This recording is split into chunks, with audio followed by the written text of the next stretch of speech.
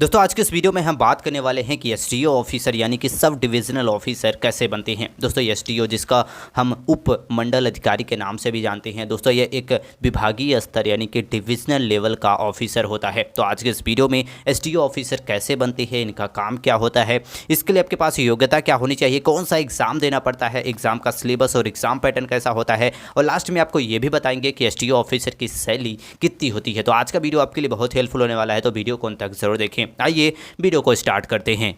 तो दोस्तों सबसे पहले हम आपको ये बता देते हैं कि एसडीओ ऑफिसर क्या होते हैं और इनका काम क्या होता है। दोस्तों एसडीओ एक सरकारी पद है जो देश में हर राज्य में लगभग हर विभाग में होता है। जैसे कि बिजली विभाग के लिए अलग एसडीओ होते हैं, पुलिस विभाग के लिए अलग एसडीओ होते हैं, सिंचाई विभाग के लिए अलग एसडीओ होते हैं, यानी कि अलग अलग विभागों के लिए अलग अलग एसडीओ की नियुक्ति की जाती है। दोस्तों ऐसे में एसडीओ के अगर हम काम की बात करें तो अगर आप बिजली विभाग से एसडीओ हैं तो बिजली विभाग से रिलेटेड जो भी काम है, जो भी जिम्मेदारियाँ हैं, बिजली सही जगह से सब पे पहुँच रही है या फिर नहीं, पुलिस विभाग में है तो पुलिस शासन व्यवस्था कैसे चल रही है इसकी जिम्मेदारी होती है, सिंचाई विभाग में है तो हर किसान के पास सिंचाई पहुंच रही है नहीं, ये सारी जिम्मेदारी होती है। इसके काम को लेखा देखा जो देखना होता है वो एसडीओ ऑफिसर का ही होता है। तो ऐसे में आप में से बहुत सारे स्टूडेंट हैं जो आगे चल के एसडीओ ऑफिसर बनना चाहते होंगे, तो उसके लिए आपके पास क्वालिफिकेशन यानी कि योग्यता क्या होनी चाहिए, आइए सबसे पहले हम बात कर लेते हैं। दोस्तों एक एसडीओ ऑफिसर बनने के लिए सबसे पहले आपका 12th पास होना चाहिए। 12th आप किसी भी स्ट्रीम से पास कर सकते हैं। इसके बाद आपके पास ग्रेजुएशन लेवल की डिग्री होनी चाहिए। दोस्तों बीए कर सकते हैं, बीएससी कर सकते हैं, बीकॉम, बीटेक, एमबीबीएस, कोई भी ग्रेजुएशन लेवल का अगर आपने कोर्स कर लिया है तो आप एसडीओ ऑफिसर के लिए आवेदन कर सकती हैं।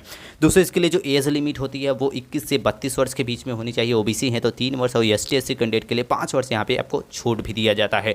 तो ये सारा आपके पास एजुकेशन क्वालिफिकेशन होना चाहिए। अब बात करते हैं कि एसडीओ ऑफिसर कैसे बनते हैं और कितने प्रकार से बनते हैं। तो दोस्तों आप एसडीओ ऑफिसर दो तरह से बन सकते हैं। पहला होता है प्रमोशन के जरिए। दोस्तों आप पुलिस विभाग में किसी भी पोस्ट के लिए अप्लाई करके पोस्ट को प्राप्त करके आप प्रमोशन के जरिए बन सकते हैं। दूसरा होता है एग्जाम के जरिए। दोस्तों एग्जाम में आपको यूपीएससी सिविल सर्विस यानी कि यूनियन पब्लिक सर्विस कमीशन का जो सिविल सर्विस एग्जाम आयोजित किया जाता है उसे क्लियर करके आप एसडीओ ऑफिसर के पोस्ट को प्राप्त कर सकते हैं। अब यूपीएससी सिविल सर्विस एग्जाम का एग्जाम पैटर्न और सिलेबस कैसा होता है ये आपको जरूर पता होना चाहिए। दोस्तों इंडिया में अगर आप किसी भी गवर्नमेंट जॉब की तैयारी कर रहे हैं तो उस एग्जाम का एग्जाम पैटर्न और सिलेबस के बारे में पूरी जानकारी आपको होनी चाहिए। तो आइए आपको बता देते हैं उसके एग्जाम पैटर्न और सिलेबस के बारे में। दोस्तों एसडीओ ऑफिसर का जो सिविल सर्विस का एग्जाम कराया जाता है उसका सिलेबस की बात करें तो पहला आपका कराया जाएगा प्रारंभिक परीक्षा, जिसे आप प्रीलिम्स एग्जाम के नाम से जानते होंगे। दोस्तों इसमें 2 पेपर आपके कराए जाएंगे।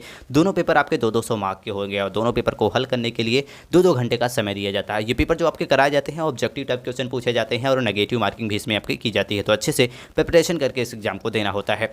सब्जेक्ट की बात करें तो इसमें जनरल स्टडीज़ से पहला पेपर कराया जाएगा, दूसरा भी आपका जनरल स्टडीज़ होगा, लेकिन इसमें आपका क्लैट आपके जो रिलेटेड आपका वहाँ पे क्वेश्चन होगा, यानी कि जनरल स्टडीज से दोनों ही के पेपर आपके कराए जाते हैं। इसके बाद कराया जाएगा मुख्य परीक्षा, जिसमें आपके 9 पेपर कराए जाएंगे।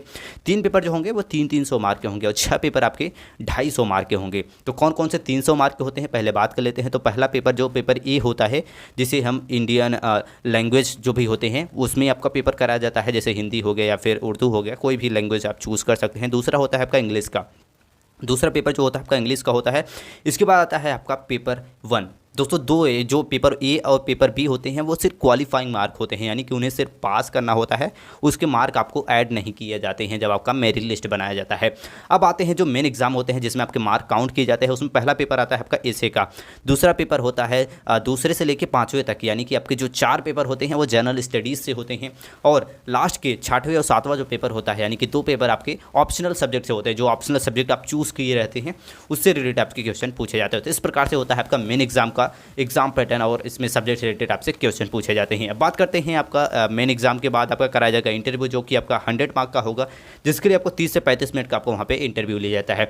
तो इस प्रकार से आप सबसे पहले जैसे अगर आप एसडीओ बनना चाहते हैं 12th पास कर ले, ग्रेजुएशन पूरा कर ले, इसके बाद आप यूपीएससी सिविल सर्विस एग्जाम के लिए आवेदन करें। इसके बाद प्रारंभिक परीक्षा, मुख्य परीक्षा और इंटरव्यू को क्लियर करके आप एसडीओ ऑफिसर के रैंक को आपको प्राप्त करना होगा। अच्छे मार्क अगर आपके आएंगे रहें, इसके बाद आप वहाँ पे आपकी मेरिट लिस्ट बनाने के बाद आपको पोस्ट आपको एसडीओ की मिल जाती है। तो ये पूरा प्रोसेस होता है एसडीओ ऑफिसर बनने का। अब बात करते हैं कि एसडीओ ऑफिसर बनने के बाद आपको सैलरी कितनी मिलती है। तो एसडीओ ऑफिसर बनने पर स्टार्टिंग सैलरी आप 60,000 से 65,000 रुपये आप मंथली के अर्न कर सकते हैं। यह एक बेसिक सैलरी होती है। इसके अलावा आपके कई सारे भत्ते भी आपको ऐड करके दिए जाते हैं। तो आपकी स्टार्टिंग लगभग 70,000 80,000 रुपये तक आपकी स्टार्टिंग सैलरी रहती है, अगर भत्ते वगैरह को सारे ऐड कर ले, ग्रेड पे वगैरह को। तो ये सारे इसके साथ साथ भत्ते आपको प्रोवाइड किए जाते हैं।